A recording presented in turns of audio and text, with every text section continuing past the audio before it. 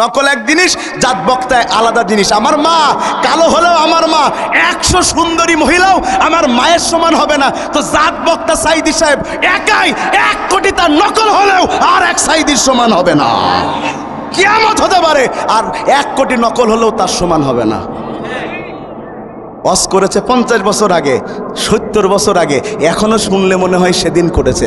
যতগুলো ভবিষ্যৎবাণী করেছে প্রত্যেকটা সত্য হয়েছে।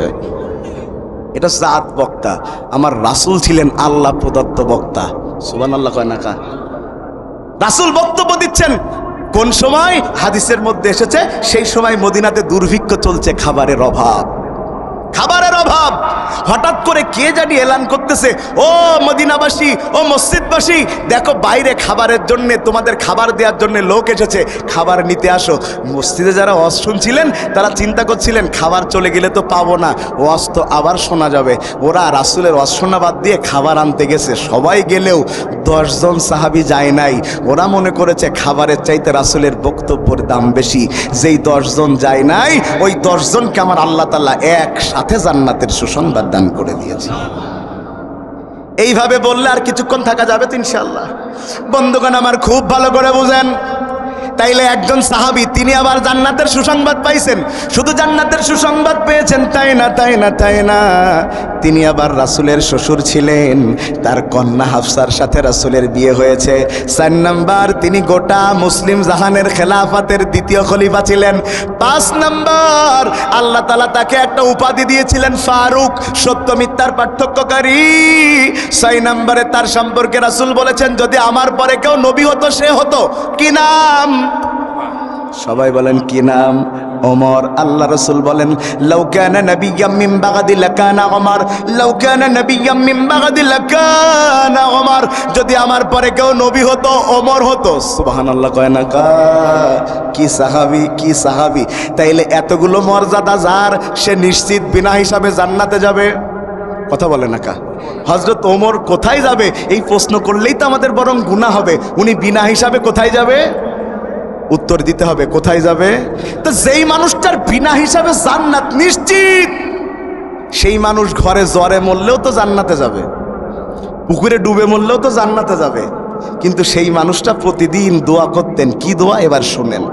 তিনি দোয়া করতেন আল্লাহুম্মা রযুকনি শাহাদাতান ফি সাবিলিক ওয়াজআল মাউতি ফি বালাদি রাসূলিক। সুবহানাল্লাহ কোন?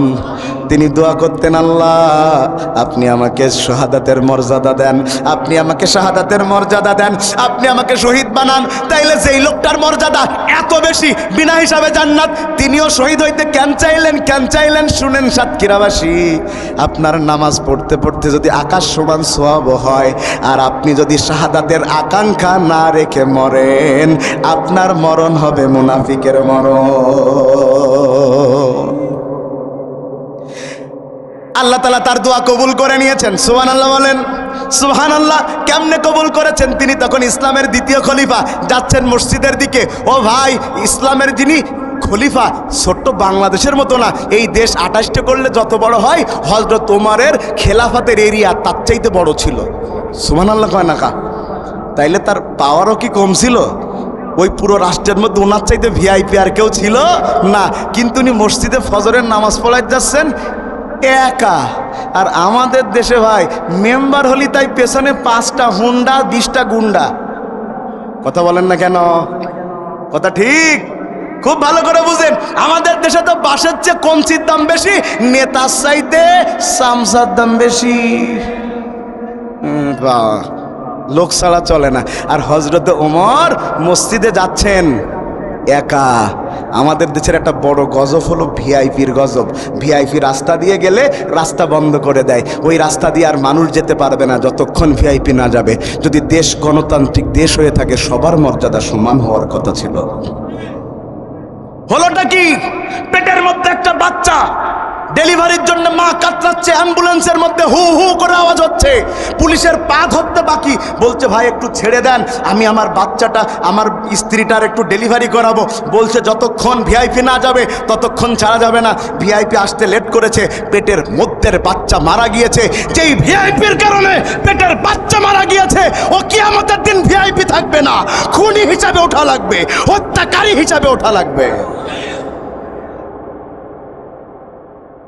কথা শুনতেছেন? কারোর আবার রাজনীতি মনে হচ্ছে নাকি? কারোর আবার নাক লম্বা আমার চেয়ে বেশি। রাজনীতি না থাকলেও মনে হয় এই কোরআন দিয়ে দলিল দেওয়ার পরেও, হাদিস দিয়ে দলিল দেওয়ার পরেও যদি আপনার মনে হয় হুজুর রাজনীতি করছে, তাইলে কুমিল্লার ভাষায় বলছি, আপনার বিবেকে কুত্তায় প্রস্রাব করে দিয়েছে। হযরত ওমর মসজিদে যাচ্ছেন নামাজ পড়তে না পড়াতে, কথা বলে না, পড়তে না পড়াতে। ইসলাম বলে যে হবে তোমাদের প্রতিনিধি সে হবে ইমাম, কথা কয় না কা, মেম্বার হবে এলাকার মসজিদের ইমাম, চেয়ারম্যান হবে ইউনিয়নের সবচেয়ে বড় মসজিদের ইমাম, এমপি হবে থানার সবচেয়ে বড় মসজিদের ইমাম। কথা ঠিক। কেন কেন কেন? যদি মসজিদের ইমাম সমাজের ইমাম হয়, ইচ্ছা করলেও চাইল চুরি গম চুরি করতে পারবে না। মানুষ গম চোর, চাইল চোর, টিন চোর নেতা মানতে রাজি, কিন্তু গম চোর ইমাম মানতে রাজি। কথা কি বোঝাতে পারিস আমি? এই জন্য আল্লাহ চান সমাজের নেতা, মসজিদের নেতা একজন হোক, যাতে চুরি করতে না পারে। বন্ধুগণ আমার, হযরত ওমর এবার মসজিদে গিয়েছে, তিনি সালাতে দাঁড়িয়েছেন। আমাদের দেশে ফজরের সালাত হয় সকাল হয়ে যায়, কিন্তু রাসূলের জামানায় ফজরের সালাত একটু অন্ধকার থাকতে থাকতে, তো যাতে নামাজ নষ্ট হলে দ্বিতীয়বার দোহরাতে কষ্ট না হয়। আর আমাদের দেশে ওই 30 মিনিট দেখে তাই করে বাবা, সূর্য 30 মিনিট, নামাজ নষ্ট হলে দ্বিতীয়বার ইমাম আর নামাজ পড়ানোর সুযোগ পাবে না, সূরা ইখলাস দিয়েও ঠাই করতে পারবে না। নামাজে দাঁড়িয়েছেন হযরতে ওমর, পিছনে তার মুসল্লি দাঁড়ানো, এর মধ্যে একজন দাঁড়িয়েছে, সে নামাজ পড়ার নাম করে হযরত ওমরকে মারতে এসেছে। তার মুখে দাড়ি, তার মাথায় পাগড়ি, তার কি বলে গায়ে জব্বা। মুসল্লিরা মনে করতেছে এও আমাদের মতো মুসল্লি। কথা বোঝাতে পারতেছি না? বুঝবেন? তাইলে হযরত ওমরকে হত্যা করতে অন্য পোশাকে আসেনি কেন? অন্য পোশাকে আসলেও বুঝে ফেলবে মুসল্লিরা আমি হত্যা করতে এসেছি, তাই তারা মুসলমানদের পোশাকে এসেছে হযরত ওমরকে হত্যা করতে। আজও হাজারো পোশাকধারী মুনাফিক ইসলামকে জবাই করার জন্য বসে রয়েছে। বিশাল দাড়ি, বিশাল পাগড়ি, পাঞ্জাবি দেখলি মনে হবে আসমানতে নেমেছে, কিন্তু বাতিলের কাছে মাথা বিক্রি করে দিয়েছে। আছে ওই মুসল্লি যেরাম, হুজুরের ওয়াজ সেরাম আছে। আবার কি বুদ্ধি দেয় জানেন? যেমনি পানি পড়ে সেমনি ছাতা ধরেন। ভালো করে বুঝেন, এদেশে ইসলামের ক্ষতি সারা পৃথিবী জুড়ে। ইসলামের ক্ষতি যত না ইহুদি করেছে, যত না খ্রিস্টান করেছে, যত না হিন্দুরা করেছে, তার চাইতে টুপিওয়ালা দাড়িওয়ালা এক শ্রেণীর মুনাফিক আলেমেরা করেছে। তো বলবেন হুজুর চেনবো কি করে? আপনারও দাড়ি, তারও দাড়ি, আপনারও টুপি, তারও টুপি, সে বলে আপনি খারাপ, আপনি বলেন সে খারাপ, তাইলে বুঝবেন কেমনে যে কে ভালো কে খারাপ? উদাহরণ একটা দিলে বুঝতে পারবেন। দেব? ঈদের আগের দিন ছেলে মেয়ের জন্যে মিস্টার বল্টু জামা কাপড় কিনতে পারেনি। গরিব মানুষ তো, কাজ কাম নাই। ছেলে মেয়ে বলতেছে বাপ যদি জামা কাপড় না দাও আব্বা বলে ডাকবো না। বাপ বলতেছে তো চরম বিপদের কাজ, তা কি করা? জামা কাপড় দেয়াই লাগবে। বাপ পকেট হাত দিয়ে দেখতেছে 50 টাকা পুঁজি। ক টাকা? বাংলাদেশে এখন যে অবস্থা, 50 টাকায় তো 1 কেজি লবণও হইতে না। কথা বলে না কা? 50 টাকা কি হবে? এই কথা শোনার পরে বউরে বলতেছে কি করা যায়? বউ খুব বুদ্ধিমতী, বউ বলতেছে ওই কুকুরটা ধরো, কুকুর বিক্রি করিয়ে জামা কাপড় কিনে দিবানি। বোর বলতেছ তোর মাথা খারাপ? বলতেছ তুমি বই কেনা দিন, বিটা মানুষের এমনি বুদ্ধি নেই, ধরো কুকুর। বাড়ি একটা নাদুস নুদুস কুকুর ছিল, কুকুরটার খাবার দিয়েছে ঘরে, কুকুর যেই ঘরে ঢুকেছে স্বামী স্ত্রী মিলে কুকুরটাকে ধরে বেঁধে রেখেছে। এবার বউ বুদ্ধি দিচ্ছে, যাও পাশের বাড়ির রতন কাকা ছাগলের গোস্ত বেচে না, ছাগল জবাই করে, একটা ছাগলের চামড়া কিনে আনো। কথা শুনতেছেন আপনারা? পাশের বাড়ি চলে গেছে, চাচা ছাগলের চামড়া আছে? বলছে একটা বলতা আছে, কতই বেচবেন? 80 টাকা। কয় চাচা প্রতিবেশী 50 টাকায় দেওয়া যায়? বলছে যা দিলাম 50 টাকায়। ছাগলের চামড়া নিয়ে যে কুকুরের গায়ে এত সুন্দর করে মেসিং করে দিয়েছে ভাই, ও বুঝার কোনো কায়দাই নেই যে একটু আগে মিস্টার ডিওজি ছিল। দেখে মনে হচ্ছে কড়া ছাগল, ঈদের আগে চাঁদ রাতে ছাগল, ওই কুকুর রূপী ছাগল বিক্রি করতে নিয়ে গিয়েছে ওই লোক। আর গ্রামের মোড়ল ব্যস্ততায় কুরবানির পশু কিনতে পারিনি, ওই রাতে এসে হাজির, কই কোথায় কি পাওয়া যায় দেখ দেখ, দেখতে দেখতে ওই কুকুর রূপী ছাগল দেখে পছন্দ হয়েছে। কতই বেচবা? এ ভাব নিয়ে কয় 25,000। কথা শুনতেছেন আপনারা? তখন মোড়ল বলতেছে 25 না 20। ও মনে মনে বলতেছে যা দুবা তাই লাভ, কারণ পুঁজি ক টাকা? 50 টাকা। বলছে নেন, ও তো খালি দিয়ে দৌড় মারতে পারলে বাসে, ছাগলটা দিয়ে ও তো দৌড় মেরেছে। আর এত বড় ছাগল এত কম টাকায় পেয়ে মোড়ল আনন্দের ঠেলায় মাইন্দারের হাতে ছাগল না দিয়ে নিজেই টেনে নিয়ে যাচ্ছে। রাস্তা অর্ধেক গিয়েছে, ছাগলের লেগেছে প্রস্রাব। বুঝিনি ওটা কি ছাগল না কুকুর? প্রস্রাব লেগেছে যে কুকুরের স্বভাব অনুযায়ী ঠ্যাং উঁচু করতে শুরু করতেছে। ও জীবনে মেরে ফেললে ওর স্বভাব হচ্ছে ঠ্যাং উঁচু না করে পারবে না। পিছনতে মাইন্দার বলতেছে কর্মচারী, ব্যাপারটা কি? ঠ্যাং উঁচু করতেছে কেন? অনেকক্ষণ পরের মাথায় খেলিছে, ঠ্যাং উঁচু করে তো প্রস্রাব করে কুকুর। মহাজনের বলতেছে, মোড়ল রে, এ মনে হচ্ছে ছাগল না, তোর এক থাপ্পড়ে তো চোখ বের করে দেবো এতটা। ও বলতেছে তাহলে ছাগল আমার হাতে দেন, আপনি পেছনে আসেন। মোড়লের পিছনে দিয়ে আবার ছাগলের প্রস্রাব লেগে যেই না ঠ্যাং বলছে দাঁড়া, ওর প্রস্রাব করতে দে। ঠিক কুকুরের কোয়ালিটিতে প্রস্রাব করার পরে বলতেছে, না হে মনে হচ্ছে ছাগল না কুকুর, তদন্ত কমিটি গঠন কর। তদন্ত কমিটি গঠন করে প্রমাণ হয়েছে এটা ছাগল না কুকুর। বুঝলো কেমনে? প্রস্রাব লেগেছে যখন কুকুর ঠ্যাং উঁচু করেছে, তখন যদি ঠ্যাং উঁচু না করতো তাইলে এটা ছাগল না কুকুর ওই মহাজনও বুঝতে পারতো না, কর্মচারীও বুঝতে পারতো না। এই সমাজের মধ্যে কে মুনাফিকের পোশাক তার মুসলমানিত্বের উপরে পড়িয়েছে, ওটা টুপি দেখলে বুঝতে পারবেন না, দাড়ি দেখলে বুঝতে পারবেন না, জুব্বা দেখলে বুঝতে পারবেন না। তবে বুঝতে পারবেন তখন ইসলামের আলেমদের উপরে আঘাত আসবে, যখন এই মুনাফিকগুলো পালিয়ে যাবে, তখন পালিয়ে যাবে, তখন পালিয়ে যাবে। তখন ভাই যদি কষ্ট হয় তো অশেষ করে দিই, চলবে? আপনার তো প্রথম চিন্তা করছিলেন আগের হুজুরির সুর এত ভালো, এ হুজুর কি করবেন, আগের তো দৌড় মারি। ভাই আমার, হযরত ওমর নামাজে আল্লাহু আকবার বলে হাত বেঁধেছে, পিছনের মুনাফিকও বেঁধেছে। হযরত ওমর সেজদায় গিয়েছে, ও কাছ থেকে খঞ্জর বের করে পাজলার কাটিতে হযরত ওমরের আঘাত করেছে। এত গভীর আঘাত, তিনি এত শক্তিশালী মানুষ হযরত ওমর, তিনি পড়ে গিয়েছেন। বন্ধুগণ আমার, কয়েকজন সাহাবী তাকে ধরে নিয়ে চলে গেলেন। তিনি তো ছিলেন ইমামের জায়গায়, নামাজ তো তখন 1 রাকাত বাকি, 1 রাকাত নামাজ তখনও বাকি। কিন্তু কিভাবে নামাজ শেষ হবে? উনি যখন ইমামতির জায়গা থেকে সরে গেলেন, আর একজনকে ইমামতির জায়গায় দেয়া হলো। তার মানে ইসলাম কি বলে? ইসলাম কখনো নেতৃত্ব শূন্য থাকবে না। একজন চলে যাবে, সেই জায়গাতে আর একজন বলবে। কথা বলছেন না কেন? কতজন, কত উমরকে মারবা, কত উমরকে মারবা, কত আবু বকরকে মারবা, 1 কোটিকে মেরে ফেললেও আবার নেতৃত্ব দেওয়ার লোক আল্লাহ তৈরি করে দিবেন। এটা ইসলাম। কারণ এখানে নেতৃত্বের জন্য কেউ কাজ করে না, এখানে ইসলামের জন্য কাজ করে। এই জন্য নেতৃত্বের আকাল পড়ে না।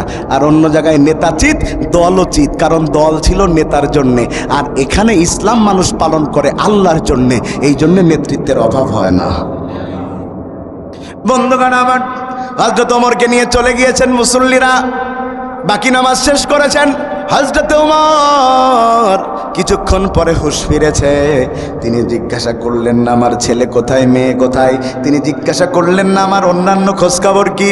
তিনি হুঁশ ফেরার পরে সর্বপ্রথম তার মুসল্লিদের দিকে তাকিয়ে বললেন, আসাল্লান নাস, আমার যে 1 রাকাত সালাতে আঘাত করা হলো, পড়ে গেলাম, বাকি 1 রাকাত সালাত বাকি ছিল। তোমরা সালাত বাদ দিয়ে আমাকে নিয়ে দৌড়াদৌড়ি করনি তো, বাকি নামাজ শেষ করেছে তো নাকি?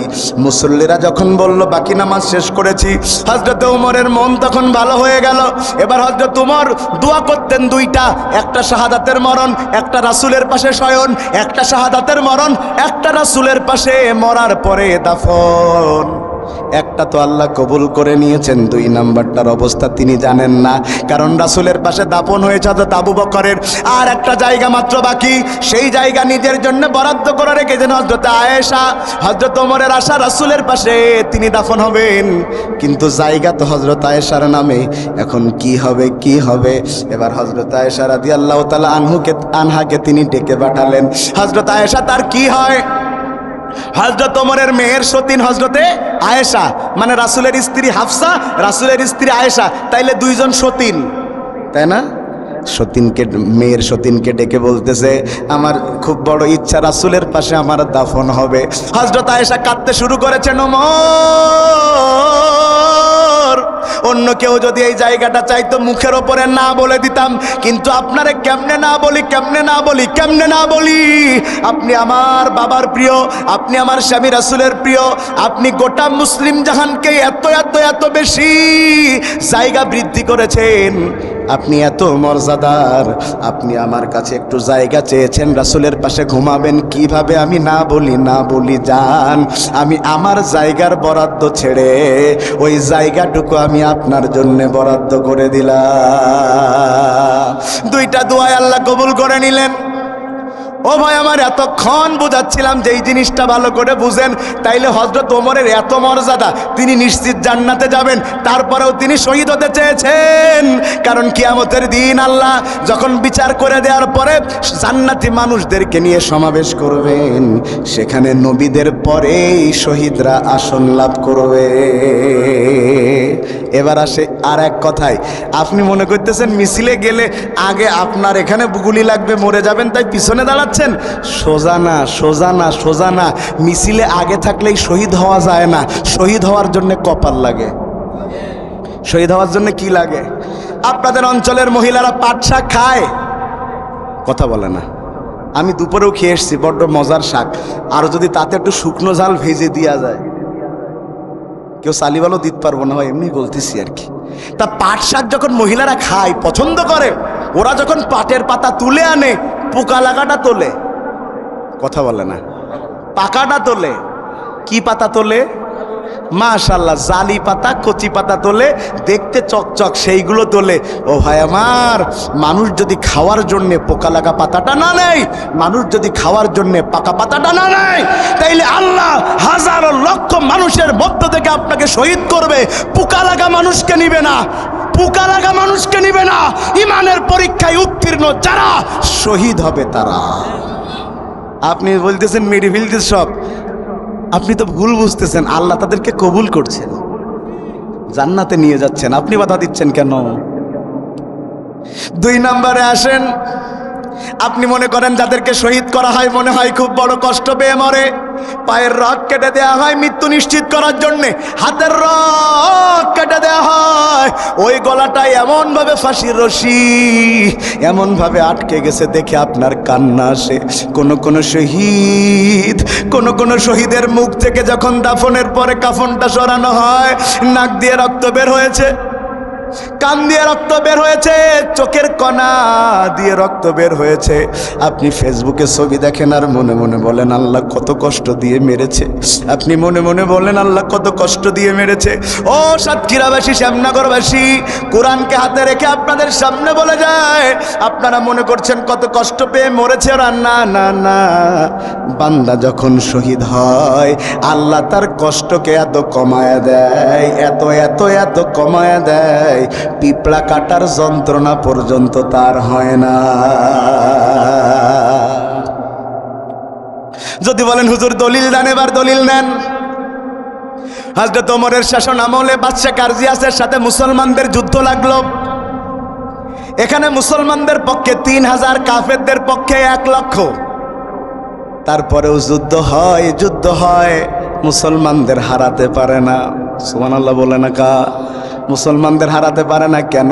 আমার আগে মুহিবুল্লাহ ভাই ওয়াজ করে গিয়েছে, তাতানাজ্জালু আলাইহিমুল মালাইকা, কারণ মুসলমানদের আন্দোলনে আমার আল্লাহ আসমান থেকে ফেরেশতা নাজিল করে দেয়। আপনি যখন বলেন নারায়ে তাকবীর, পাশ থেকে লোকেরা বলে আল্লাহু আকবার, 10 জনের আওয়াজ এত বেশি মনে হয় পুরো শ্যামনগর কাঁপতেছে। না রে ভাই না, আপনার আওয়াজের সাথে ফেরেশতাদের আওয়াজ মিলে গিয়েছে। আপনি জানেন না, তাই খুব মন দিয়া শুনেন। যুদ্ধে পারে না, এত রাগ হয়েছে বাদশা গার্জিয়াসের, বলছে এক কাজ করো। কি কাজ? মুসলমানদের মধ্যে যুদ্ধে যে খুব বীরত্ব দেখাচ্ছে তার নাম কি? বলে তার নাম আব্দুল্লাহ। আব্দুল্লাহরে ধরে নিয়ে আসো। তাই নাকি? ধরতে যাব। কয়জন যাব? বলে 10 জন। বলতেছে মেরে ফেললেও যাব না। কয়জন লাগবে? 100 জন যাও। বলতেছে হবে না। 1000 যাও। হবে না। 10,000 দিলে একটা চান্স নিতে পারি। 10,000 লোক মিলে একজন সৈনিক ধরতে গেছে। কাহিনী বলা আমার উদ্দেশ্য নয়, কারণ আলোচনার এখনো অনেক গুরুত্বপূর্ণ বিষয় সামনে রয়ে গেছে। ধরে নিয়ে এসেছে আব্দুল্লাহকে। এর মধ্যে অনেক লম্বা কাহিনী, বললে 2 ঘন্টা লাগবে। আমার হাতে সেই সময় নাই। আব্দুল্লাহকে ধরে নিয়ে বাদশার সামনে হাজির করেছে।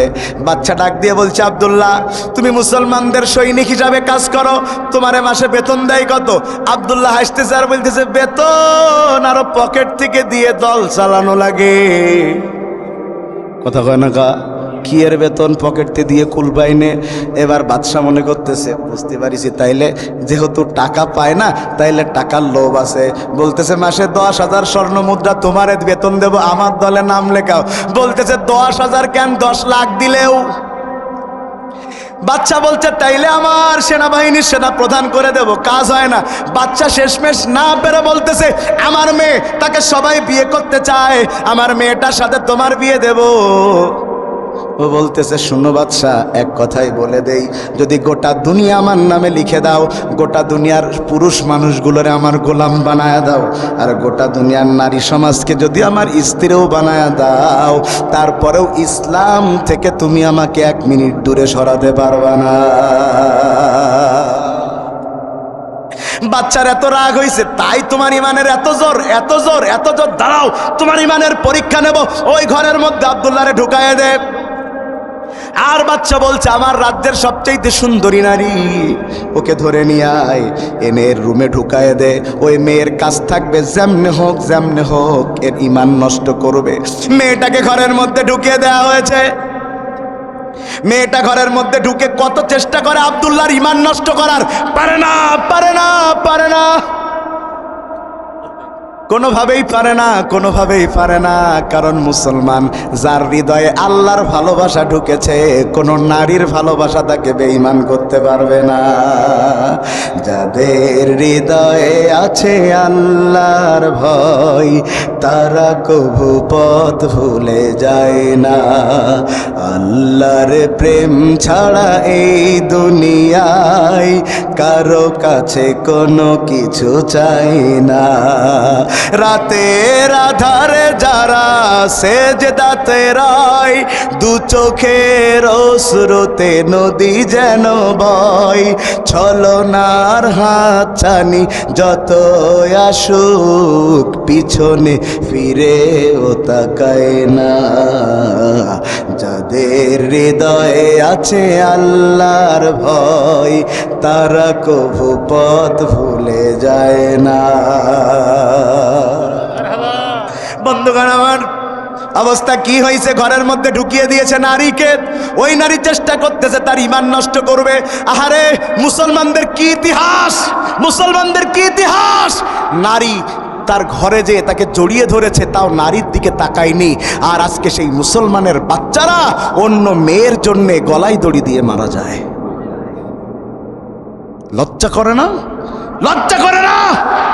একজন পুরুষ হয়ে কেমনে একটা মেয়ের জন্য হাত কাটে? যেই পুরুষ একটা মেয়ের ভালোবাসা না পেয়ে হাত কাটে, ওকে আমি পুরুষ বলি না, ওকে আমি হিজলা বলি।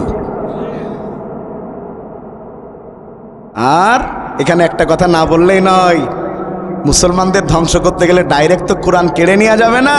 তাই ষড়যন্ত্র চলছে। আজকে মুসলমানদের বিয়েকে কঠিন করে দেয়া হয়েছে, আর প্রেম প্রীতিকে সহজ করে দেয়া হয়েছে। 18 বছরের নিচে বিয়ে পড়ালি হুজুর কট, কি বলে, কাজী কট, জামাই কট, মেয়ে কট, জামাই মেয়ের মা বাপও কট। বিয়ে পড়ালি কেন? কথা বলছেন না কেন? আর 13 বছরের মেয়ে প্রেম করে গর্ভবতী হয়ে বাচ্চা ডাস্টবিনে ফেলাচ্ছে, তার বিচার এই বাংলাদেশে হয় না। বন্ধুগণ আমার, মেয়েটা ঘরের মধ্যে এত চেষ্টা করেছে, ঈমান নষ্ট করতে পারেনি। সকালে বাদশা কারজিয়াস ঘরের সামনে দরজায় নক করেছে যে খবর শুনবে কি অবস্থা। মেয়েটা ঘরের দরজা খুলে বের হয়েছে, চেহারা উজ্জ্বল। বলছে তুমি কি তোমার কাজে সফল হইছো? বলে এদিক থেকে না হলেও আর এক দিক থেকে হইছি। বলছে মানে কি? বলছে তুমি আমাকে পাঠিয়েছিলে ওই যুবকের ঈমান নষ্ট করতে, আর আমি নিজে ঈমান পেয়ে ঘর থেকে বের হয়েছি। কেমনে সম্ভব?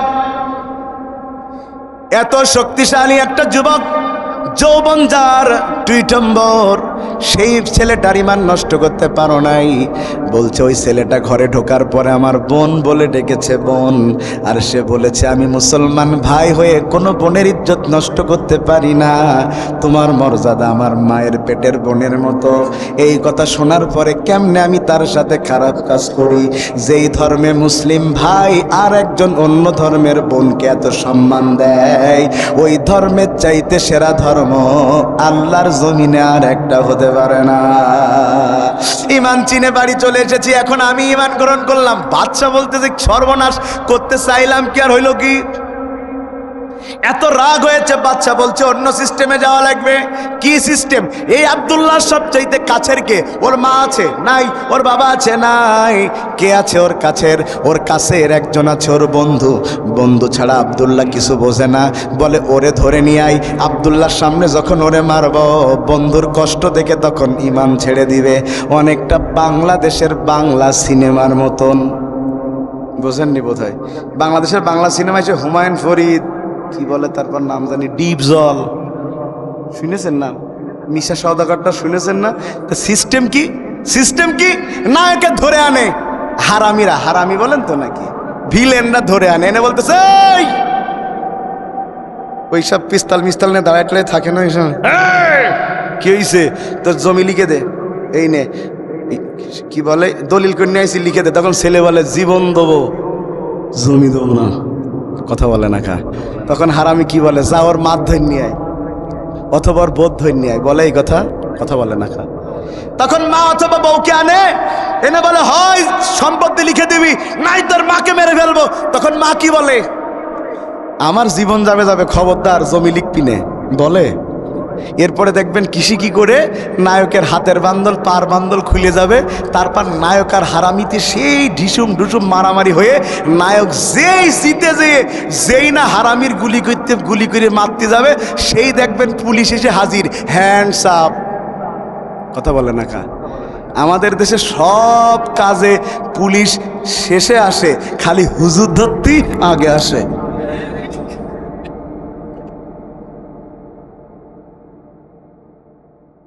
বাদশা গার্জিয়াস আব্দুল্লাহকে বলতেছে, আব্দুল্লাহ তোর বন্ধুকে মেরে ফেলব। আর বন্ধু কি মানের বলে বলিয়ান ডাক দিয়ে বলছে, বাদশা গার্জিয়াস কারে ভয় দেখাও আমার বন্ধুরে। আমি আমার বন্ধুরে বলে দিলাম আমার মতো 1000 বন্ধুকে মেরে ফেললেও তুই ঈমান ছাড়বি না। এত রাগ হয়েছে বাচ্চার, বলছে তাই তোরও দেখি খুব ঈমান। একটা কাজ করো, এইখানে চুলা বানা, চুলার ওপরে কড়াই দে, কড়াইয়ে তেল দিয়ে টকবক করে ফুটা, টকবক করে ফুটা, দেখি এদের আজকে ঈমানের পরীক্ষা নেব, ঈমানের পরীক্ষা নিব। তাই নাকি? আচ্ছা। এবার তেল যখন টকবক করে ফুটতেছে, তখন আব্দুল্লাহ বিন হুজাইফার বন্ধুর পা সৈন্যরা ধরে ওই তেলের মধ্যে চুবানোর চেষ্টা করতেছে, ওই তেলের মধ্যে চুবানোর জন্য চেষ্টা করতেছে। খেয়াল আছে আমার দিকে? পা আস্তে আস্তে তেলের দিকে যখন চুবাইয়া দিচ্ছে, বাদশা মনে করছে যেই না তেল পা স্পর্শ করবে, গরমের কারণে এ চিৎকার করে উঠবে। অবাক করা ব্যাপার, অবাক করা ব্যাপার। পা যত তেলের মধ্যে চুবাই, আল্লাহর বান্দা তত মিষ্টি হাসি দিতে শুরু করে দেয়। বাদশা গার্জিয়াস অবাক হয়ে বলে, তুমি কি মানুষ নাও? কি হয়েছে তোমার? তোমার পায়ে কি তাপ লাগে না? এবার ছেলেটা ডাক দিয়ে বলছে, ও বাচ্চা রে, তুমি যখন আমার পা চুবাতে শুরু করেছো তেলের মধ্যে, আর আল্লাহ তখনই আমার সামনে জান্নাতের দরজাগুলো এক এক করে খুলতে শুরু করে দিয়েছে। যখন খুলতে শুরু করে দিয়েছে রে বাদশা, ওই জান্নাতের নাজ নিয়ামত দেখার পরে পা কোথায় এটা আমার খেয়ালই নাই। এরপরে যখন জান্নাতের খাবারের সুঘ্রাণগুলো আমার নাকে ঢুকতে শুরু করে দিয়েছে, আমি বুঝতেও পারি নাই, আমি মনে হচ্ছে আমি জান্নাতের মধ্যে আছি। বাচ্চার এত এত এত রাগ হয়েছে, তাকে তেলের মধ্যে ছেড়ে দিয়েছে, বারবিকিউ হয়ে গেছে, পুড়ে শেষ। এবার বাচ্চা তাকায় দেখে আব্দুল্লাহ কাঁদতেছে। বাচ্চা বলতেছে, ও বুঝতে পেরেছি, তোমার বন্ধুকে মেরে ফেলা হয়েছে বলে তুমি বোধহয় ভয়তে কাঁদতেছো, তোমাকে মেরে ফেলবো।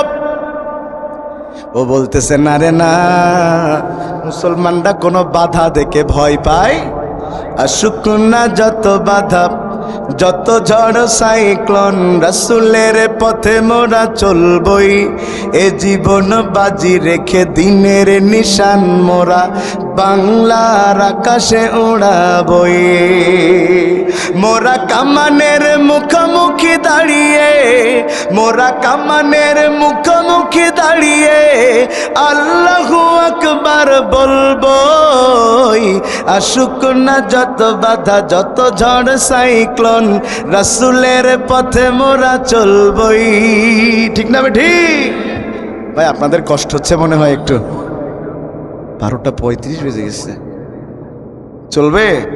এরপরের পয়েন্ট যেটা আছে 3 নম্বর, ওই পয়েন্ট শুনে এখানে মনে হবে বসে থাকি, আজকে বাড়ি যাব না, হুজুর শোনাইলো কি, কিন্তু সময় দিতে হবে। বাচ্চার সামনে এবার কাঁদতেছে, আব্দুল্লাহ কাঁদো, তোমার বন্ধুরে মেরে ফেলেছি সেই ভয়ে। না না না, তাইলে কাঁদো কেন, কাঁদো কেন? বলছে, বাচ্চা তুমি জানো না তুমি কাকে শহীদ করেছো? ও শুধু আমার দুনিয়ার বন্ধু না, ও আমার দিনেরও বন্ধু। সুবহানাল্লাহ সুবহানাল্লাহ। বন্ধু, সাহাবীদেরও বন্ধু, আমাদেরও বন্ধু। আমাদের বন্ধু আমাদের বিড়ি খাওয়া শিখই, কথা বলে না কা, শেখায় না ম্যাক্সিমাম। বাবা আমাদের বিশাল রুচি, এক গিলাসে, শুনে যান এই কথাটা, এক গ্লাসে 2 বন্ধু পানি খায় না, ঠোঁট লেগিস তাই ঘ্যান না করে, আছে? এক গ্লাসে 2 বন্ধু পানি ঘ্যান না করে। ও বাবা, এক গ্লাসে পানি খেল না 2 বন্ধু, আর এক বিড়ির পাশা 5 বন্ধু মিলে টানতেছে, থুতু গ্যাত গ্যাত করতেছে, ওর কোনো খেয়াল নেই। ওরে তার ভদ্রলোক রে, মানে সব ভদ্রলোকগিরি শুরু হয় সুন্নতের বেলায়, অত সাহাবীরা একই গ্লাসে পানি খাইছে, কয়েকজন ঘৃণা করে নাই। বলতেছে, তাইলে তোমার কেমন বন্ধু ছিলাম? বলে, আমার এমন বন্ধু, যদি আমি 2 রাকাত নফল নামাজ পড়ি, আমার বন্ধু পড়ে 4 রাকাত, ও যদি পড়ে 4 রাকাত, আমি পড়ি 8 রাকাত, ও যদি একটা নফল রোজা রাখে, আমি রাখি 2টা, আমি যদি রাখি 3টা, ও রাখে 5টা। আমাদের 2 বন্ধুর মধ্যে আমলের প্রতিযোগিতা চলে, তবে বরাবরই আমি ফার্স্ট হই। সুবহানাল্লাহ। আব্দুল্লাহ বিন হুযায়ফা এবার কারো জোরে জোরে কাঁদতে কাঁদতে বলছে, কিন্তু একদিন আমি আর আমার বন্ধু তর্কতর্কি করছি, তখন আমার বন্ধু বলছে, আব্দুল্লাহ তুই সব দিক দিয়ে আমার উপরে উঠতে পারিস, কিন্তু আমার মন বলে আমি এক জায়গায় ফার্স্ট হয়ে যাব, আমি তোর আগে শহীদ হয়ে আল্লাহর জান্নাতে যাব।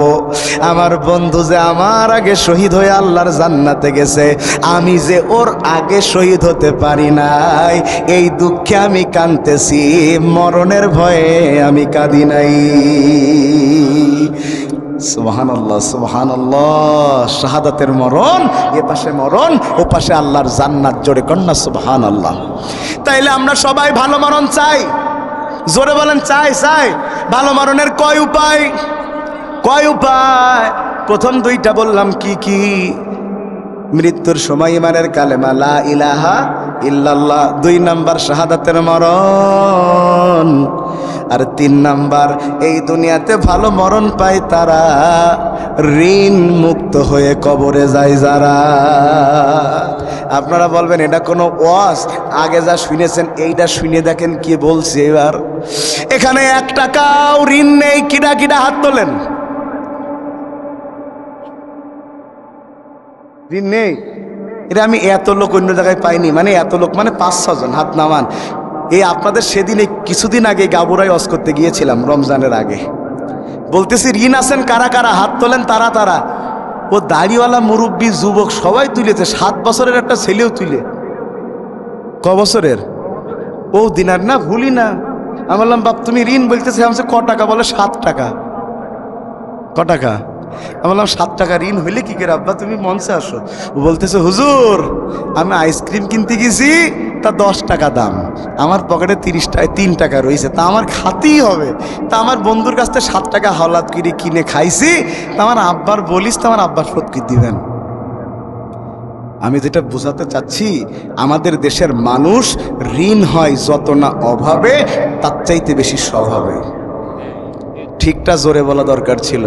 এ দেশের মানুষ যত না ঋণ হয় অভাবে, তার চাইতে বেশি স্বভাবে। আর সবচাইতে বেশি ঋণ হয় লোভের কারণে। লোভ লোভ লোভ লোভ। কেমনে? উদাহরণ শোনেন, আর লাস্টেই এই পয়েন্টের উপরে যে হাদিস বলবো, শোনার পরে মাথা খারাপ হয়ে যাবে আজকে আপনাদের। তালি বলা লাগবে, এই মাথা খারাপ সে মাথা খারাপ না, পাগলের মাথা খারাপ না, ভালো মানুষের মাথা খারাপ। শুনেন, মুসল্লিরা এত বাংলা বোঝে, কিন্তু এই মাথা খারাপ যে আমি ওই কি বলে, ওই যে আঞ্চলিক শব্দ ব্যবহার করেছি, মানে গ্রাম্য, তা বোঝে না, বেশি বুদ্ধিমান। কথা শুনতেছেন? আপনাদের এখানের বড় বাজার শ্যামনগর বাজার তো নাকি জমির দাম সবচেয়ে বেশি কনে? শ্যামনগরে, আপনাদের অঞ্চলের মধ্যে শ্যামনগরে দাম বেশি। ধরে নেন, আমি জানি না এখানে দাম কেমন, এখানে 10 কাঠা জমি বিক্রি হবে, ধরে নেন 10 কোটি টাকা দাম, কথার কথা। এই খবর এইছে আমার ভাইয়ের কাছে। আমার ভাইয়ের 100 বিঘে জমি নেই, বলো এমনি বলছি, 100 বিঘে জমি, ক বিঘে? কিন্তু শুনেছে যে 10 কাঠা জমি একেবারে চৌকো, তারপরে মাটি ভরট করা লাগবে না, ঘর করলি বিশাল ব্যাপার। আমার ভাই বলতেছে ও জমি কিনবই, ছেলে বলতেছে কিনবা, তার টাকা নেই। কমতে কিনবা, টাকা পকেটে নেই, তাই কি ব্যাংকে তো আছে। কথা বলছে না কেন? এবার ব্যাংকে 10 কোটি টাকা তুলতে গেছে, ব্যাংকওয়ালারা বলতেছে জমি তো এই টাকা তো এমনি এমনি দিব না, জমি রাখো। আমার ভাই তো বুদ্ধিমান কম না, 10 কোটি টাকা নিয়েছে লোন, আর জমি রেখেছে 1 কোটি টাকার। কত? কথা মনে হয় বোঝাতে পারছি না আমি। 1 কোটি। এরপরে কদিন পরে ব্যাংকওয়ালারা বলতেছে টাকা দাও নাই জমি লিখে নেবো, টাকা দাও নাই জমি লিখে নেবো। আমার ভাই তো এই অপেক্ষায় ছিল। কথা বোঝেননি? বলছেন না, যা যা নিয়ে আয়, দিস তো নিয়ে আয়, দে বলবেই তো, কারণ 1 কোটি টাকার জমি যদি নিয়ে 10 কোটি টাকা পায়, লাভ কত? আমার ভাই মনে করতেছে আমি লাভবান হয়েছি, কিন্তু আমার ভাই এটা জানে না, জাহান্নামে যাওয়ার জন্য সে ঋণ নিয়েছে। 2 নাম্বার, এ তো বড় লোকের ঋণ গেল। 2 নম্বর হলো গরিব মানুষের ঋণ। এদের তো আর ব্যাংকওয়ালারা দেয় না, এদের দেয় সমিতিওয়ালারা। আশা নিরাশা ঠ্যাঙ্গা মারা আছে, বিরাট ঠ্যাঙ্গা মারা আছে, দেখি কথা বলে না আছে। এরা আবার ভীষণ বুদ্ধিমান, এরা বিলকিসির বাপের লোন দেয় না, বিলকিসির মা দেয়। কথা বলে না কা? বিলকিসির বাপ আর মা মিলে 30,000 টাকা লোন করে বাড়ি আসতেছে, শ্যামনগর বাজারে যেয়ে 6 কেজি গরুর গোস্ত, 3 কেজি পোলট্রির গোস্ত, ডিম ডাল চাল কিনে 7,000 টাকার বাজার করে নিয়ে একবারে বাড়ি আইছে। 30,000-এ 7,000 টাকা বাজার করে খেয়ে ফেললে আছে কত? 23। পরের দিন সকালে দেখতেছে ছেলে কাঁদতেছে। কাঁদছিস কেন? সবার মোবাইল আছে, খালি আমার নেই। বাপের তো পকেট গরম আছে, এই তোর বাপ বেঁচে আছে না, এই না টাকা বলে 13,000 টাকা বের করে দিয়েছে। আছে কত? বাকি 10 দিনই সে 10,000 টাকা খাওয়া সারা। এরপরে সমিতির বিটা আসে পূব পাশ দিয়ে টাকা নিতি, আর বিলকিসির মা পশ্চিম পাশ দিয়ে দৌড় মিলে ওই ঘেরে যেয়ে বসে থাকে। কথা বলছেন না কেন? 1 দিন 2 দিন সে টাকা দেয় না। সমিতিওয়ালা কোনো জুত না পেয়ে সমিতির লোক বলে হয় টাকা আনবি, নাই তো চাকরি শেষে দিশে গিসে না পেয়ে গরু ধরে নিয়ে চলে গিয়েছে। সাংবাদিকরা হাজির, যে কি অমানুষ, গরিব মানুষ ঋণ দিতে পারছে না, কিস্তি দিতে পারছে না বলে গরু নিয়ে গেছে, কিন্তু এতে কি গরু খাটাইছে সে কথা বলতে না। এটা গেল এই ঋণ। 2-3 নম্বরে আসেন, আমার কাছে হুজুর 5 লাখ টাকা পায়, অথবা এই হুজুর 5 লাখ টাকা পায়। সত্যি সত্যি না, আবার যেন বললেন না সবার সামনে বলিছিস টাকা দিয়ে যা, এটা বলার জন্য বলতেছি। আমি মারা গেলাম, ওনারা মনে করতেছে যে ঋণ হুজুর মানুষ ছিল, যা মাফ করে দিলাম। এ তো মাফ করে দিতে পারে, কিন্তু যারা ঋণ হয় 18 কোটি মানুষের কাছে, ওরা মাফ পাবে কি করে? ওরা মাফ পাবে কি করে? এই রাস্তায় সরকার বরাদ্দ দিয়েছে 10 কোটি টাকা, এই রাস্তা দিয়ে হাঁটবে 50 লক্ষ মানুষ, আর আপনি 3 কোটি টাকা দিয়ে রাস্তা করেছেন, 7 কোটি টাকা মেরে দিয়ে কানাডায় বাড়ি বানিয়েছেন। কিয়ামতের দিন এই 50 লক্ষ মানুষের সামনে চোর হয়ে দাঁড়ানো লাগবে। এটা তো গেল এই চোর। আর যারা 18 কোটি মানুষের আমানত চুরি করে নিয়ে দিনের কাজ রাতে সেরে ফেলেছে, তারাও কিয়ামতের দিন চোর হয়ে দাঁড়াবে। বন্ধুগণ আমার, এবার আসেন মূল কথায় আসি। মূল কথায় ঋণ পরিশোধ করে না মারা গেলে আপনার কি অবস্থা হবে এবার সেটা শোনেন। আহারে, ঋণ রেখে মারা যাচ্ছেন। একটু আগে বলেছি শহীদরা কোথায় যাবে, জান্নাত না জাহান্নাম? হিসাবে না বিনা হিসাবে? জোরে বলেন, হিসাবে না বিনা হিসাবে? এইবার যেটা শোনাচ্ছে একটু শুনেন, খুব চুপচাপ বসে শুনেন 2 মিনিট। وعن محمد بن جعش رضي الله تعالى عنه قال كنا جلوسا عند رسول الله صلى الله عليه وسلم فرفع رأسه إلى السماء ثم وضع راحته على جبهته ثم قال سبحان الله ماذا نزل من التشديد فسكتنا وفزعنا فلما كان من الغد سألته يا رسول الله ما هذا التشديد الذي نزل فقال والذي نفسي بيده لو أن رسولا قتل في سبيل الله ثم أحيا ثم قتل ثم أحيا ثم قتل عليه دين ما دخل الجنة حتى يقضى عنه دين الله أكبر আল্লাহ নবী বলছেন, মোহাম্মদ ইবনে জাহশিন বলছেন, একবার আমরা রাসূলের সাথে বসেছিলাম। সুবহানাল্লাহ। ভাই, রাসূলের সাথে বসার চাইতে কি আর বেশি আনন্দের কিছু হতে পারে? এই বাংলাদেশের একজন কবি, তার নাম সাজিদ ইসলাম, তাকে প্রশ্ন করেছে তার বন্ধুরা, তোকে যদি আল্লাহ জান্নাত দেয় তুই জান্নাতে আল্লাহর কাছে কি চাবি? ও বলতেছে, আমি জান্নাতে আল্লাহর কাছে একটা চার দোকান চাবো। কে দোকান? কথা বলে না, কে দোকান? ওর বন্ধুরা বলতেছে, তোর রুচি এত খারাপ, জান্নাতে আল্লাহ নদীর ওপরে ঘর দেবে, সেই ঘরের নিচে খুঁটি থাকবে না, ওপরে কোনো শিকে থাকবে না, আর তুই সেই জান্নাতে সাত দোকান চাবি? ও বলছে, চাইছি কারণ আছে, তোমরা বুঝবা না। বলছে কি? বলছে যে যেহেতু জান্নাতে আর কেউ সাত দোকান চাবে না আমি ছাড়া, তাইলে জান্নাতে একটাই সাত দোকান, সেটা আমার। এবার যখন এটা কিন্তু কোনো হাদিস না, একজনের অনুভূতি বলছি, রাসূলের সাথে থাকার অনুভূতি। সে বলছে, এবার যখন ফজরের নামাজ পড়ে জান্নাতে রাসূল আর তার সাহাবীরা হাঁটতে বের হবে, যেহেতু আর কোনো চার দোকান নেই, ইচ্ছা অনিচ্ছায় চা খাতে আমার দোকানেই আসা লাগবে। এসে আমাকে বলবে চা বানাও, রাসূল আর তার সাহাবীরা গল্প করবে, আমি চা বানায় চাগুলো কাপে কাপে করে তুলে দিব, সাহাবী এবং রাসূল চা পান করতে থাকবে আর গল্প বলতে থাকবে, সেই গল্প শোনার একমাত্র শ্রোতা হব আমি। এর চাইতে সৌভাগ্যের সময় আমার আর হতে পারে না। আর আমাদের বলছে যে মুড়িকে ভ্যান চালাবো। হ্যাঁ বন্ধুগণ আমার, বলতেছে বসেছিলাম রাসূলের সাথে, হঠাৎ করে দেখলাম রাসূল বারবার আকাশের দিকে তাকাচ্ছেন। এক পর্যায়ে তার মুখ ঘামতে শুরু করে দিয়েছে, নিজের হাত দিয়া নিজের ঘাম মুছতে শুরু করে দিয়েছেন। চেহারাটা কঠিন হয়ে গেছে, রাসূলের এমন চেহারা দেখা যায় না, মনে হচ্ছে মেরে বসবে। আমরা রাসূলকে বুঝলাম কিছু একটা নাজিল হয়েছে, তবে সাহস পাইলাম না রাসূলের চেহারা দেখে জিজ্ঞাসা করতে। রাসূল চলে গেলেন, আমরাও চলে গেলাম। পরের দিন সকালবেলা বললাম, মাযা নুজিলা মিনাত তাশদীদ, ও নবী এমন কি নাজিল হলো যার কারণে আপনার এমন অবস্থা হলো? নবী বলছেন, সাহাবীরা রে, সে আল্লাহর কসম যে আল্লাহর হাতে আমার জীবন, আমাকে জানানো হয়েছে কালকে যদি কোনো মানুষ আল্লাহর রাস্তায় শহীদ হয়, এরপরে আবার জীবন ফেরত পায়, আবার শহীদ হয়, আবার জীবন ফেরত পায়, আবার শহীদ হয়, যদি কেউ 3 বার শহীদ হয় 2 বার জীবন ফেরত পায়, এই লোকটাও যদি একটা টাকা ঋণ রেখে মারা যায় আর তার ঋণ পরিশোধ করার মতো কোনো লোক না থাকে, মা দাখালাল জান্নাহ আলাইহি দাইনু, যতক্ষণ তার ঋণ পরিশোধ করা না হবে শহীদ হলেও সে জান্নাতে যেতে পারবে না। পুরো ওয়াজ না বুঝলেও এটা নিয়ে বাড়ি যেন আজকে। ঋণ ভাই, বিপদে না পড়লে ঋণ কইরেন না। এখন ঋণ মুক্ত আমরা থাকতে চাই, কথা বলেন চাই? হাত তুলে রাখেন, হাত নাড়ায় দেখেন, চাই চাই চাই, হাত তুলে রাখেন। আর আমি একটা দোয়া বলি, সেই দোয়া আমার সাথে করেন। আল্লাহ সাক্ষ্য, বলেন, আল্লাহুম্মা ইকফিনি বিহালালিক ওয়ান হারামিক ওয়াগনিনি বিফাদলিক আম্মান সিওয়াক। হাত নামান। কি করলাম দোয়াই? বললাম, আল্লাহ আপনি আমাকে অল্প তুষ্ট করেন, হারাম থেকে বাঁচায় রাখেন।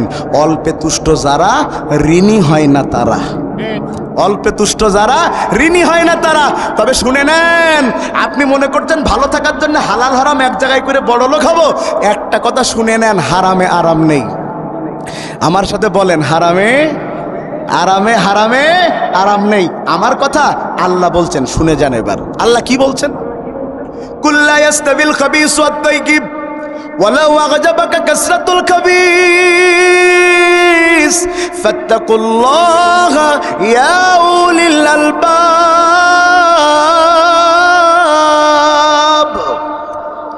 আল্লাহ বলছেন নবী আপনি বলেন হালাল আর হারাম এক হতে পারে না, পবিত্র আর অপবিত্র এক হতে পারে না, তবে হারাম জিনিস চোখে টানে বেশি, হারাম জিনিস দেখতে সুন্দর কিন্তু ভিতরে সুন্দর না। উদাহরণ নেন, এখানে কি আব্দুল কুদ্দুস নামে কেউ আছেন? হাত তোলেন দিন। আব্দুল কুদ্দুস নামে কিটা আছেন? কেউ নেই। আল্লাহ বাসাই দেশ। তাহলে একটা উদাহরণ দেব, শুনেন। আব্দুল কুদ্দুস কি নাম বলেন? এত ভালো মানুষ, জীবনে 1 টাকাও হারাম খায়নি। বলেন জীবনে 1 টাকাও, কিন্তু গরিব মানুষ, তাও হারাম খায়নি, সুযোগ ছিল। একটা সাইকেল চালায় আব্দুল কুদ্দুস, সে সাইকেল আব্দুল কুদ্দুসের বাপ চালাইছে, তার বাপও চালাইছে। আব্দুল কুদ্দুস যখন ওই সাইকেল চালিয়ে যায়, ছেলে পিলে এর কি মারে বলে, ও চাচা নুহ নবীর আমলে সাইকেল কবে বাদ দুয়া। কথা শুনতেছেন আপনারা? মানে সাইকেলের চাকায় আর হাওয়া দেওয়া লাগে না, ও অটো হয়ে গে। চোরে একদিন চুরি করে নিয়ে গেল, পরের দিন ফেরত দিয়ে পায়ে ধরে মাপছে, বলিস ভাই তুই সাইকেল আর বাজারে তালা খুলে রাখিস নে। মানে বুঝতে পারছেন, এত বাজে সাইকেল, 150 টাকা দাম। কত? কিন্তু আব্দুল কুদ্দুস ছাত্র জীবনে ভালো ছাত্র ছিল, রোল ছিল 1। কত? সাইকেল চালিয়ে আপনাদের এই রাস্তাটার নাম কি রাস্তা, কি গ্রামের রাস্তাটা? কাশিমারি ডাঙ্গার রাস্তা। এই রাস্তা দিয়ে ওই কাশিমারি হলো, এই রাস্তা দিয়ে সাইকেল চালিয়ে আব্দুল কুদ্দুস যাচ্ছে। সাইকেলের দাম কত? এর ভিতরে টুইস্ট আছে, একটু বলেন সাইকেলের দাম কত? ওই সাইকেলের পিছনে আর একটা গাড়ি যাচ্ছে, সেই গাড়ি চালাচ্ছে মিস্টার BOLTU, বল্টু। কে? বল্টু গাড়ি চালিয়ে যাচ্ছে, গাড়ির মালিক বল্টু নিজে। গাড়ির দাম 1.5 কোটি। কত? সামনেরটা কত? পিছনেরটা কত? পিছনে 1.5 কোটি আলা গাড়ি চালাচ্ছে, সামনে তাকিয়ে দেখতেছে এই সাইকেল চালিয়ে কিরা যাচ্ছে, এ আমার বন্ধু আব্দুল কুদ্দুস না? হ্যাঁ কুদ্দুস। যে ওরে কতদিন পরে দেখা। এসে গাড়ি এনে আব্দুল কুদ্দুসের এই সাইকেল বরাবর রেখে বলতেছে, দোস্ত ভালো আছো? কুদ্দুস বলতেছ তুই বল্টু না? বলতেছে হ্যাঁ। বাবা রে বাবা, তুই এত বড় লোক, 1.5 কোটি টাকার গাড়ি। আর কুদ্দুস চিন্তা করতেছে তাহলে আমার জীবনটা তো বেদানা। মানে কি, ক্লাসে কুদ্দুসের রোল 1 আর বল্টুর রোল 59। কুদ্দুসের রোল কত? বল্টুর কত? 1 রোল কি চালাচ্ছে? এই তো 150 টাকার সাইকেল। আর 59 রোল কি চালাচ্ছে? কুদ্দুস বলতেছে জীবনটা বেদানা, এ জীবন আর রেখে লাভ আছে? 1 রোল 150, 59 রোল 1.5 কোটি। মন খারাপ করে কুদ্দুস বাড়ি গেছে, কিন্তু আব্দুল কুদ্দুস জানে না, আব্দুল কুদ্দুস জানে না ও কুড়ে ঘরে যেই শান্তিতে আছে, বল্টু 5 তলা বাড়িতেও সেই শান্তিতে নাই। আব্দুল কুদ্দুস বাড়ি যে বউরে বলতেছে ভাত দে। শুনেন, বউ বলতেছে ভাত শীতকালে একটু গরম করে আনি তরকারি। বউ তরকারি গরম করে আনতে আনতে কুদ্দুস এমন নাক ডাকান শুরু করে ঘুমি, কুত্তা তো দূরই থাক, চোর পর্যন্ত ঢুকবে না। বউ এসে বলতেছে বিলকিসের বাপ ওঠো ভাত খাও। এই আপনাদের না, মানে তোর না বলিস আমি ঘুমলি, একদম তোর ঠ্যাং ভেঙে দেবো। তুই যদি আমার আর একবার ডাকিস তোরও তালাক দেবো, তোর 14 গোষ্ঠী তালাক দেবো। বউ বলতেছে তুমি আপনি ঘুমোন, ভাত টাত দিয়ে থুই দিয়েছে। আর বল্টু বাড়ি গেছে, 5 তলা বাড়ি, এসি রুম। 10টার থেকে 12টা পর্যন্ত এপাশ ওপাশ করতে ঘুম আসতে মধ্যে বিলকিসের মা ঘুমির বড়ি দে বলছে, জানা কথা পাশে রয়েছে খাও। 2টো বাজে ঘুম আসতেছে না, আবার একটা সেইছে দিয়েছে। 4টে বাজে ঘুম আসতেছে না, আবার একটা দিয়েছে। তখন না পেরিয়ে বিলকিসের মা বলতেছে, বল্টু তুই ঘুমির বড়ি না খেয়ে একবারে বিষ খেয়ে মজ্জা দিন দেখি। ওর ঘুম আছে, এর ঘুম নাই কেন? ওর এই গরমের মধ্যে এসি নাই, ওর ঘুম আছে, এসিতে ঘুম নাই কেন? শোনেন এবার, এই বল্টু টাকা বাড়ি করতে যে, যত মানুষকে টাকা করতে যে, বাড়ি করতে যে, গাড়ি করতে যে, কত মানুষকে কষ্ট দিয়েছে, কত মানুষকে চাকরি দেওয়ার নামে তার টাকা নিয়েছে, চাকরিও দেয় নাই, টাকাও দেয় নাই, কত মানুষকে বছরের পর বছর বাড়ি ঘুমাতে দেয় নাই। সন্তানের চিন্তায় ওই বাবার ঘুম আসে নাই, বাইরের জেলায় থাকতে থাকতে ওই বল্টু যত লোকের চোখের ঘুম কেড়ে নিয়েছে, ওদের অভিশাপে আল্লাহ বল্টু চোখের ঘুম কেড়ে নিয়েছে। বাড়ি আছে, ঘুম নেই। অন্য লোকের ঘুম কেড়েছ, আল্লাহ দায়িত্ব নিয়ে তোমার ঘুম কেড়ে নেবে। সকালবেলা ঘুমির তুইটেছে আব্দুল কুদ্দুস, ঘুমির তুইটে বোর বলতেছে ভাত দে, রাত্রিটা সহ দে, কাজা কাফারা আদায় করে খাবো। হাফ কেজি চালের ভাত আর ডাল একবারে মেরিয়ে দিয়ে বোর বলছে আর 2টো হবে। বউ বলতেছ তুমি বুড়ো হইলে, তা বড় হইলে না। তোমার সব দিলে ছেলে ফিলে কি খাবে? বলতেছ তালি দে, বাকিটা 2 বোতল পানি মেরে কভার করে দিচ্ছি। ওর এত খাওয়া খেয়েও বোতলের পানি দিয়ে কভার করা লাগে। আর ওই যে বল্টু, বাবা ওর বাড়ি সকালবেলা কোরমা, পোলাও, কালিয়া, কুত্তা, পরোটা, এত রান্নার সেন্ট। আজহার ভাইয়ের বাড়ি পর্যন্ত চলে গিয়ে বলতি এর বল্টুর বাড়ির রান্না ছাড়া আর কারণ না। ও ভাই এত রান্না, ওর বাড়ির কর্মচারী খায়, কাজের মহিলা খায়, কম্পিউটারের ছেলে খায়, ড্রাইভার খায়, সবাই খায়। ও 4 টাকায় কিনা, ও খালি তাকায় তাকায় দেখে। আল্লাহর রহমত, ওর বাপের ক্ষমতা নেই শুয়ে দেখতে। কথা বলে না কা, মন বড় খারাপ। বল্টু যে খায় না তা না, সারা দিনে 2 খান রুটি। কখান? ডাক্তার যে ডাক্তার সাহেব রুটি তো 2টো খাইতে বললেন, তাকে গরুর গোস্ত না ছাগলের গোস্ত? আহারে সোনার পিতলে গুগু, ও হালুয়া দেখাবা, খবরদার চিনি দেবা না। খাচ্ছে, খাওয়া নেই, খাওয়া নেই, খাওয়া নেই। কেন খাওয়া নেই? এই বল্টুর হারাম ইনকাম করতে যে কত মানুষের খাওয়া এই বল্টু কেড়ে নিয়েছে। কথা বলছেন না কেন? দিনের পর দিন 4 দেয়ালে বন্দি রেখে মায়ের হাতের খাবার থেকে বঞ্চিত করেছে। কত মানুষের গরু ধরে নিয়ে এসেছে, ক্ষেত দখল করেছে, ওরা না খেয়ে রাত কাটিয়েছে, সকালবেলাও খাবার জোটেনি। আল্লাহ বলেছে তুই অন্যের খাবার কেড়ে নিয়েছিস, আমি আল্লাহ দায়িত্ব নিয়ে তোর খাবার কেড়ে নিয়েছি। তাইলে আমরা ভালো মরণ চাই? সবাই একটু বলেন ভালো মরণ চাই? কয় উপায়? কয় উপায় বলেছি? কয়টা? প্রথম নাম্বার কি বলেছি? কালেমা। কোন সময়? মরণের সময়। 2 নাম্বার কি বলেছি? শাহাদাতের মরণ। 3 নাম্বার ঋণ মুক্ত মরণ। আজ আর আপনারা বললেও সামনে যেতে পারবো না, 1টা বাজে, মাথা যন্ত্রণা শুরু হয়ে গেছে। ও দুটো বলতে গেলে এখনো না ভাই। তবে আমি একটা জিনিস বুঝেছি আজহার ভাই, আপনার এই অঞ্চলের মানুষ ওয়াজ শোনায় এত বেশি আগ্রহী, এটা আমি আজকে খুব খুশি হয়েছি আপনাদের পরে। আমি ভেবেছিলাম সন্ধ্যা থেকে ওয়াজ শুরু, এত বক্তা ওয়াজ করেছে, এরপরে 12টায় যেয়ে যদি আমি ঠুল মারি তা থাকবে না। আমার এমনি দেখলি বক্তা বানা লাগে না। দেখলেন না মহিবুল্লাহ ভাই পাশে বসে বক্তা খুঁজতেছে, ক্ষণে একটা আর এখন যাবে না, 1.5 ঘন্টা হয়ে গেছে। প্রিয় ভাইয়ের আমার, আপনারা রাগ করতেছেন আমার পরে? রাগ, বসেন।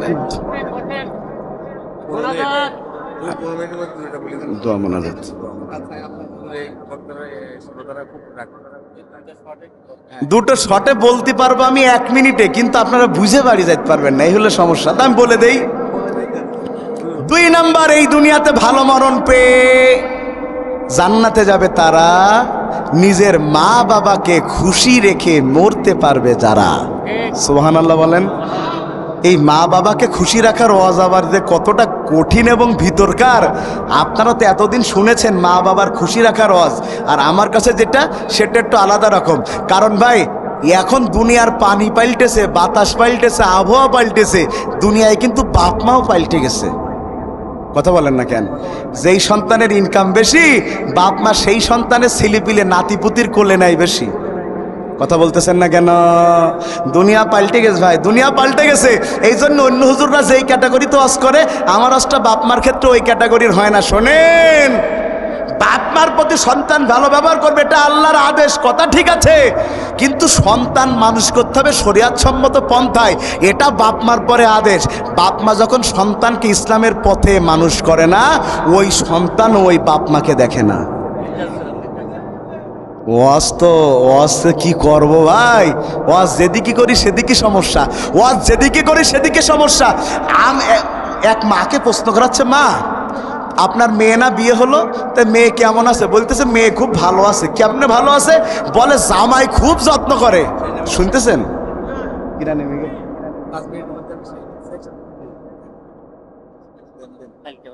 না আমি তো সেটা জানি, এই জন্য তো আমি শেষ করতে চাচ্ছি। জি জি জি, সম্মানিত ভাইয়েরা, আসুন আমরা আর কথা না বাড়াই, আমরা এখন দোয়ার দিকেই যাই সবাই।